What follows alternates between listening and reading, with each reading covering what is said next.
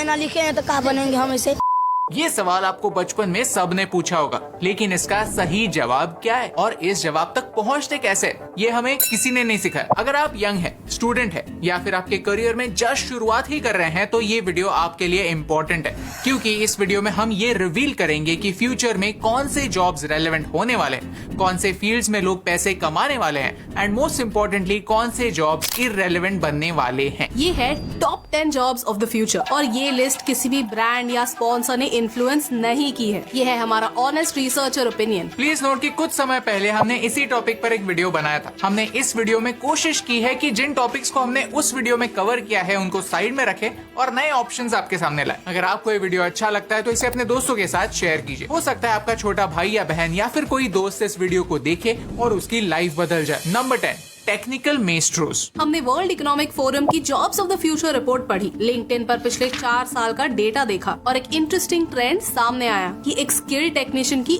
आज भी डिमांड है। What do I mean? For example ये वीडियो देखिए। वुड आर्ट वियतनाम नाम का एक चैनल है जो ऐसे डिटेल्ड वुड आर्ट के पीसेस बनाता है। इसके YouTube पर कुछ 100 वीडियोस है और 1 मिलियन से ज्यादा सब्सक्राइबर्स भी। इसके सबसे पॉपुलर वीडियो पर 2 करोड़ से ज्यादा व्यूज हैं। यानी एड रेवेन्यू से ही ये बंदा हर महीने 5 से 10 लाख रुपए कमाता होगा। प्लस इसका एक आर्ट वर्क 10 से 20 लाख रुपए में बिकता है। अब आप इसे एक कारपेंटर कहेंगे या फिर एक आर्टिस्ट। यहाँ तक पहुँचने के लिए उसे टेक्निकल स्किल्स की जरूरत पड़ी। कंस्ट्रक्शन और रियल एस्टेट इंडस्ट्री 2023 से 2028 के बीच में 25% से ग्रो करने वाली है। यानी स्किल्ड टेक्नीशियंस के लिए भरपूर अपॉर्चुनिटीज हैं। हाँ, मीडियोकर नहीं बनना है। मामूली कारपेंटर या प्लम्बर बनोगे तो उतना ही पैसा कमाओगे, लेकिन अगर दिलचस्पी है, टैलेंट है और मिट्टी से उठकर बड़ा बनने का हौसला है तो वोकेशनल कामों को छोटा मत समझो। हर काम इम्पोर्टेंट होता है। Number 9, wellness and travel experts. Travel, tourism, hospitality sector को भारत में ग्रो करने का बहुत स्कोप है। भारत का ट्रैवल एंड टूरिज्म सेक्टर 2020 में $75 बिलियन का था, जो 2027 तक $125 बिलियन तक पहुंचेगा। भारत ने पिछले 15 सालों में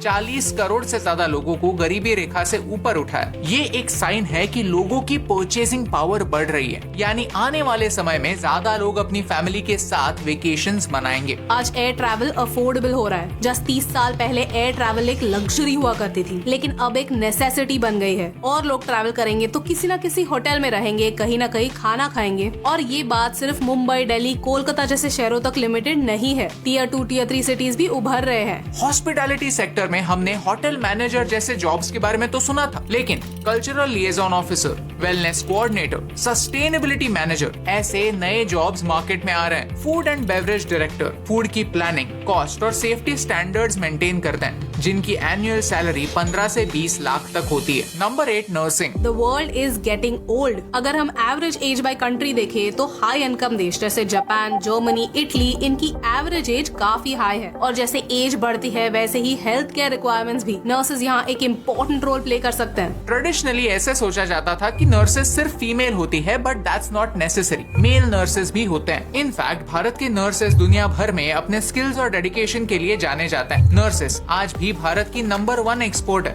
इंजीनियर से भी ज्यादा, क्योंकि कई मिडिल ईस्ट के देशों में लड़कियां एजुकेशन नहीं लेती, लेकिन बूढ़े लोगों की केयर लेने के लिए तो पढ़ी लिखी नर्सेज की जरूरत होती है। नर्सिंग के लिए एजुकेशनल इंस्टीट्यूशंस बढ़ाए जाने चाहिए। ऑस्ट्रेलिया जैसे देशों में आज भी nurses up to 1 lakh Australian dollars कमाती हैं। आपका एक्सपीरियंस, लोकेशन और स्पेशलाइजेशन मैटर करता है। अगर आप नेचुरली एम्पैथेटिक हो, लोगों का दर्द समझ सकते हो, then you should consider being a nurse. Number 7, modern farming. दुनिया का पॉपुलेशन 8 बिलियन क्रॉस कर चुका है और इन 8 बिलियन लोगों में एक ही बात कॉमन है कि कोई भी फोटोसिंथेसिस नहीं कर सकता। सबको खाना तो खाना पड़ता है। एग्रीकल्चर को लोग पिछले जनरेशन का जॉब समझते हैं, लेकिन एक्चुअल में ये उल्टा है। फ्यूचर में हमें स्मार्ट एजुकेटेड फार्मर्स की जरूरत होगी, क्योंकि हमारी सॉइल डिग्रेड हो रही है। टॉप सॉइल ऑलरेडी नष्ट हो चुकी है, तो व्हीट और राइस से मिलने वाले न्यूट्रिएंट्स सफिशिएंट नहीं है। इस प्रॉब्लम को हमने इस वीडियो में एक्सप्लेन भी किया है। कई देश है जो अपने फूड के रिक्वायरमेंट्स कम्प्लीटली मीट नहीं कर सकते, तो वो दूसरे देशों पर डिपेंडेंट रहते हैं। भारत में कोल्ड स्टोरेज की जरूरत है, क्योंकि हमारा 30% खाना वेस्ट हो जाता है। अगर भारत ये वेस्टेज कम कर पाए तो भारत दुनिया की नीड्स फुलफिल कर सकता है। हमें ग्रीन रेवोल्यूशन 2.0 की जरूरत है, जो मॉडर्न फार्मर्स ही ला सकते हैं। जैसे कि वर्टिकल फार्मिंग, जहां लेयर्स को स्टैक करके फार्मिंग की जाती है। ये इंडोर भी हो सकता है और कम एरिया में ज्यादा क्रॉप्स उगाए जा सकते हैं। वर्टिकल फार्मिंग की इंडस्ट्री 2028 तक $15 बिलियन का आंकड़ा क्रॉस करने वाली है। प्रिसीजन फार्मिंग में soil health, weather pattern detection और डेटा का इस्तेमाल करके प्रिसाइज डिसीजंस लिए जाते हैं ताकि इनपुट कॉस्ट्स कम हो सके। हाइड्रोपोनिक्स में सॉइल के बिना प्लांट्स उगाए जाते हैं। प्रोफेशनली नहीं तो एज अ हॉबी ही सही,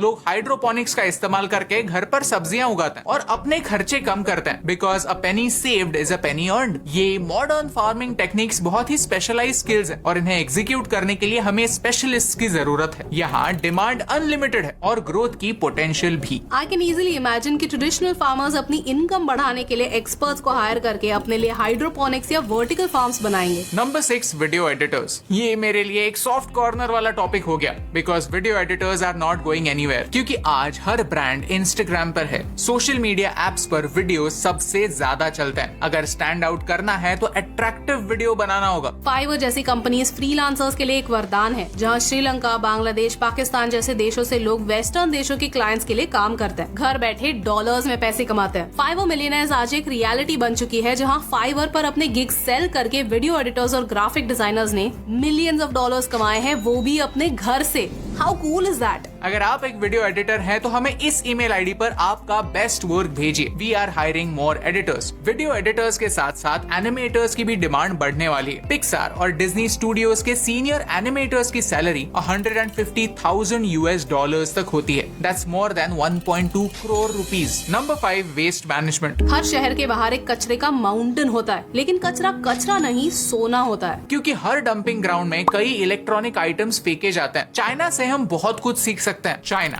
वेस्ट मैनेजमेंट में दुनिया में नंबर 1 है। 2018 में चाइना ने वेस्ट से 100 मिलियन टन मेटल रिकवर किए थे। इमेजिन 100 मिलियन टन, जिसकी वैल्यू बिलियंस में होगी। टूटे फूटे वायर्स में कॉपर होता है। पुरानी batteries, mobile phones, electronic items में भी मेटल्स होते हैं, जिन्हें रिकवर करके रीयूज किया जा सकता है। ई वेस्ट रिकवरी एंड मैनेजमेंट अपने आप में ही एक बिजनेस बन सकता है, जिनसे सस्टेनेबिलिटी के साथ साथ प्रॉफिट भी कमाया जा सकता है। अगर आप में से कोई भी एनवायरमेंट के लिए पैशनेट है तो अपने लोकल एरिया में एक ई वेस्ट मैनेजमेंट सेंटर स्टार्ट कीजिए। बिजनेस ग्रो करने में टाइम लगेगा, लेकिन एक बार आपके एरिया के लोगों को आपके वेंचर के बारे में पता चलेगा तो लोग आपको खुशी खुशी अपना ई वेस्ट देंगे। ग्लास हाफ फुल नाम की एक कंपनी है जो लैंडफिल से यूज्ड ग्लास कलेक्ट करती है और फिर उसे सैंड में कन्वर्ट करती है। थोड़ी सी क्रिएटिविटी और एनवायरमेंट के लिए प्यार एक सक्सेसफुल बिजनेस बन सकता है। Number 4, AI experts. बहुत सारे लोग सोचते हैं कि एआई जॉब्स खाने वाला है, but that's not true. You will not be replaced by AI, you will be replaced by someone who knows how to use AI. Video को पॉज कीजिए और ये लाइन वापस सुनिए, you will understand what I mean. जैसे AI develop होगा, वैसे ही हर देश में एआई के रेगुलेशंस भी आएंगे। यूरोप में हम ऐसे कई स्टार्टअप से मिले जो एआई को टेस्ट करते हैं और एआई कितना सेफ है इसके बेसिस पर सर्टिफिकेशंस देते हैं। ये एक अलग ही ब्रांच है जिसमें नए जॉब्स क्रिएट होंगे। जैसे इंडस्ट्रियल रेवोल्यूशन में 1 लाख नए जॉब्स क्रिएट हुए, वैसे ही 21st सेंचुरी में एआई की वजह से नए जॉब्स बनने वाले हैं। एआई का फील्ड इतना नया है कि इसमें एक्सपर्ट्स की कमी है, इसीलिए जिन्हें इस फील्ड का नॉलेज है वो अभी भी 2 से 3 करोड़ के पैकेजेस लिए बैठे हैं। एआई के बारे में हमने एक डिटेल्ड वीडियो बनाया है जो आप यहाँ पर देख सकते हैं। Number 3, education. भारत के एजुकेशन सिस्टम में बहुत सारे प्रॉब्लम्स हैं, लेकिन इंटरनेट एक ग्रेट इक्वलाइजर बन चुका है, जिसकी मदद से टीचर्स को स्कूल का एक रिस्ट्रिक्शन नहीं होता। एक अच्छा टीचर खुद का YouTube चैनल स्टार्ट कर सकता है, कॉम्पिटिटिव एग्जाम्स के लिए बच्चों को प्रिपेयर कर सकता है, और ऐसे कई सारे रियल लाइफ एग्जाम्पल्स आपके सामने हैं भी। टीचिंग एक काफी फुलफिलिंग प्रोफेशन है, जहां हर साल एक नए बैच के साथ एक नया कनेक्शन बनाने का मौका मिलता है। चैलेंजेस बहुत सारे होते हैं, लेकिन रिवॉर्ड भी उतना ही हाई होता है। फिजिक्स वाला आज एक यूनिकॉर्न बन चुका है। ये एक सिंगल पर्सन कंपनी से स्टार्ट करके आज एक बड़ा ऑर्गेनाइजेशन बन चुका है, जिनके बारे में मूवीज भी बन रही है। That's the power of a good teacher. Number 2, sustainability experts. Climate change एक रियल प्रॉब्लम है, और एक रियल प्रॉब्लम को सॉल्व करना है एक रियल अपॉर्चुनिटी। दुनिया की कंपनीज क्लाइमेट चेंज के प्रॉब्लम से अडेप्ट करना चाहते हैं, चाहे वो होटल्स हो या बड़े कंपनीज अपने कार्बन फुटप्रिंट को कम करना चाहते हैं। इसमें कंसल्टिंग के लिए स्पेस है, जहाँ कई लोग कंपनीज को ज्यादा सस्टेनेबल बनाने के लिए कंसल्ट कर सकते हैं।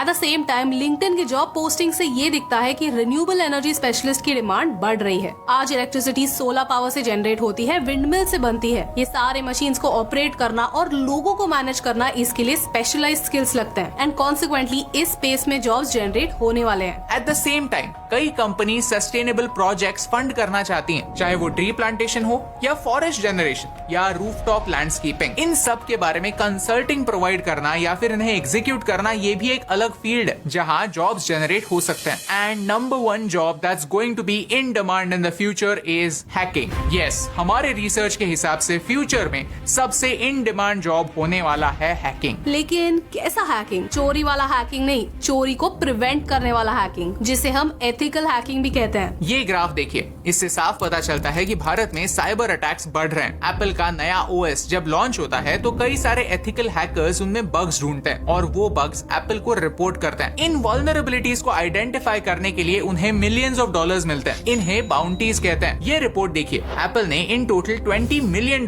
बाउंटीज में पे किए हैं। सेम सिस्टम माइक्रोसॉफ्ट और गूगल में भी है। I am not even joking. इसमें वो थ्रेट किस लेवल का है और वो कितना रेयर है, इन पर कई सारी चीजें डिपेंड करती हैं। साइबर सिक्योरिटी आज एक अंडररेटेड फील्ड है, लेकिन ये कल की रियलिटी है। आज सारे बैंकिंग ट्रांजैक्शंस इंटरनेट के थ्रू होते हैं। नॉर्थ कोरिया और रशिया जैसे देश साइबर क्राइम से अपने वॉर्स को फंड करते हैं। ऐसे समय private companies, government, schools, hospitals, हर कोई एक साइबर सिक्योरिटी एक्सपर्ट हायर करना चाहता है। अगेन, जिनकी सैलरी करोड़ों में होती है। लेकिन हाँ, यहाँ पर कंपटीशन भी काफी हाई होने वाली है। सॉफ्टवेयर इंजीनियर स्मार्ट होते हैं, हैकर्स उनसे भी स्मार्ट होते हैं और साइबर सिक्योरिटी एक्सपर्ट्स को वर्ल्ड में बेस्ट होना पड़ता है। ये काम आसान नहीं है। And that's what we want to say in the end of the video. There are no shortcuts. आप कोई भी फील्ड चूज करें, ऐसा कोई जीनी नहीं होता जो आपको रातों रात माला माल कर दे। मेहनत हर जगह करनी पड़ती है। और इसीलिए ये वीडियो स्टूडेंट्स के साथ साथ पेरेंट्स के लिए भी इम्पोर्टेंट है, क्योंकि अक्सर हम डॉक्टर्स, इंजीनियर, सीए, लॉयर ऐसे कुछ गिने चुने प्रोफेशंस को छोड़कर आगे का कुछ सोचते ही नहीं। एज अ रिजल्ट ये सारे प्रोफेशंस इतने क्राउडेड हो गए हैं कि यहाँ पर उभर कर आना डिफिकल्ट हो गया। एट द सेम टाइम कई लोग ऐसे भी हैं जो एक सक्सेसफुल डॉक्टर या लॉयर बन तो जाते हैं, लेकिन लाइफ में खुश नहीं हो पाते, because that's not their true calling. ये वीडियो एक प्रूफ है कि इन पुराने प्रोफेशंस को छोड़कर भी नए प्रोफेशंस हैं जिनमें बहुत सारा स्कोप है। अगर आप में टैलेंट है, कुछ नया कर दिखाने की चाह है, तो हर फील्ड में आपके लिए राह है। अगर आपको इस वीडियो का मैसेज समझा तो इसे अपने दोस्तों के साथ शेयर कीजिए। और अगर आपके हिसाब से हमने कोई करियर मिस कर दिया है तो हमें कमेंट्स में बताइए। अच्छा, तो कौन से करियर्स है जो फ्यूचर में रेलेवेंट नहीं होंगे? मैं पर्टिकुलर प्रोफेशंस के नाम तो नहीं लेना चाहता, क्योंकि उस फील्ड के लोग आज अपसेट हो जाएंगे, लेकिन मैं आपको एक टूल प्रोवाइड करना चाहता हूँ जिससे आप ये खुद चेकआउट कर सकते हैं। Will robots take my job एक वेबसाइट है जहाँ पर आप आपका करियर एंटर कर सकते हैं और आपको ऑटोमेशन की रिस्क कितनी है ये समझ आ जाएगा। तो अगर आप यंग है और आपका करियर चूज करने वाले हैं तो प्लीज डिसीजन लेने से पहले इस वेबसाइट पर जाइए और फिगर आउट कीजिए कि क्या आपका प्रोफेशन कुछ सालों में रेलेवेंट होगा या नहीं। और हाँ, इस वीडियो को अपने पेरेंट्स को जरूर दिखाइए, क्योंकि आज भारत के 70% इंजीनियर्स अनएम्प्लॉयबल हैं। रीजन ये है कि आज वो लोग भी इंजीनियरिंग कर रहे हैं जिन्हें इंजीनियरिंग में कोई दिलचस्पी नहीं है। 3 इडियट्स में हमने सुना तो था कि अगर प्यार किसी और से और शादी किसी और से करोगे तो जिंदगी भर पछताओगे। ये बात करियर के बारे में भी सच है। करियर चुनना एक लाइफ पार्टनर चुनने जितना ही इम्पोर्टेंट होता है और इसी इम्पोर्टेंट डिसीजन में आपका साथ निभाने से हमें फर्क पड़ता है।